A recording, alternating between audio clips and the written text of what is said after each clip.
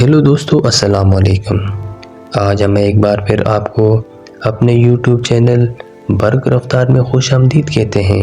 Video کو شروع کرنے سے پہلے ہمارے چینل کو سبسکرائب کریں اور گھنٹی کے بٹن کو پریس کریں تاکہ ہماری ہر نئے آنے والی ویڈیو آپ تک بر وقت پہنچ سکے۔ ہماری ویڈیو کو لائک کریں، شیئر کریں اور کامنٹ باکس میں اپنی قیمتی رائے کا اظہار کریں۔ تو چلو دوستو، شروع کرتے ہیں اپنے موضوع کو۔ رات کے سناٹے میں ریت کا ایک طوفان اٹھتا ہے۔ ہزاروں سال پرانی وادی میں چھپی ایک ایسی بادشاہت جس نے دنیا کے بڑے بڑے بادشاہوں کو حیران کر دیا۔ ایک ایسی ملکہ جس کی خوبصورتی، طاقت اور دولت کے قصے آج بھی عرب، افریقہ اور اسرائیل تک سنائے جاتے ہیں۔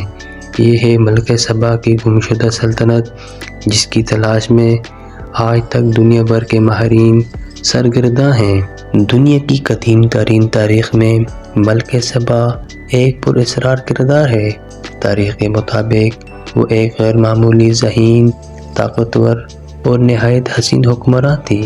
اس کا اصل نام کیا تھا، وہ کس ملک پر حکومت کرتی تھی، اس کے بارے میں 3 بڑے نظریات موجود ہیں۔ پہلا نظریہ کہ وہ یمن کی بادشاہت کی ملکہ تھی۔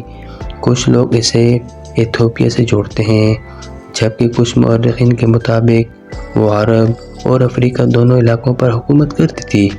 لیکن سچ کیا ہے، یہ آج تک کوئی جان نہیں سکا۔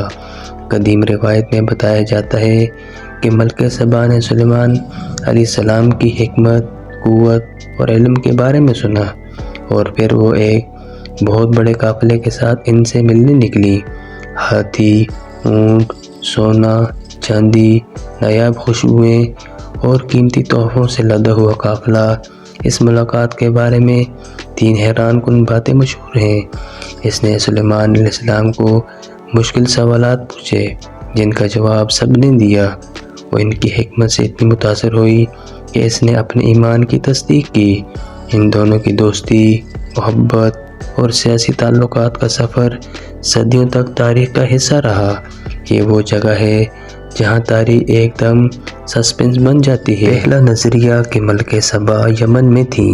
ماہرین کے مطابق ملکہ سبا کی اصل سلطنت یمن کی قدیم عرب تہذیب تھی۔ یہ دنیا کی امیر ترین سلطنتوں میں شمار ہوتی تھی۔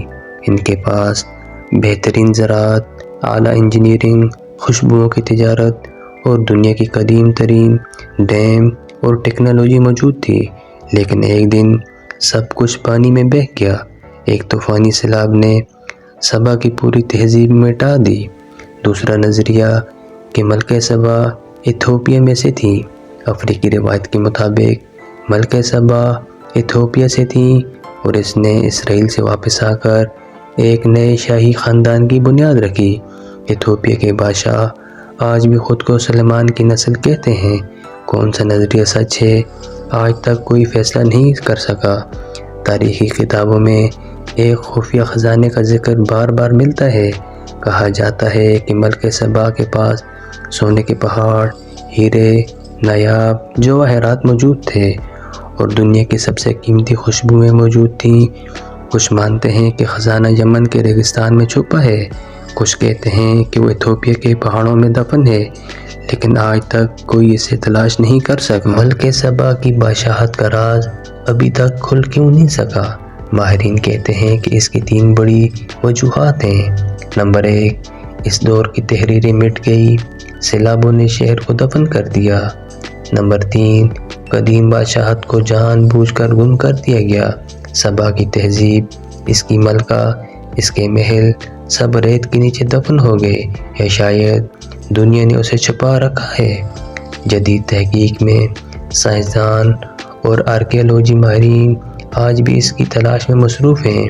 ڈرون اور سیٹلائٹ امیجنگ سے یمن کے صحراؤں اور ایتھوپیا کے پہاڑوں میں چھپی عمارتوں کے سراغ مل رہے ہیں۔ شاید بہت جلد دنیا کو سبا کی حقیقت معلوم ہو جائے۔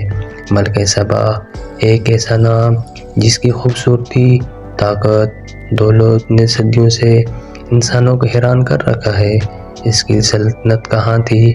اس کا خزانہ کہاں ہے؟ کیا وہ یمن کی ملکہ تھی یا ایتھوپیا کی؟ شاید ایک دن ریت میں دفن یہ راز خود بتا دے گا۔ تو معزز دوستو، یہ تھی ہماری آج کی ملکہ سبا کے بارے میں دلچسپ اور معلوماتی ویڈیو۔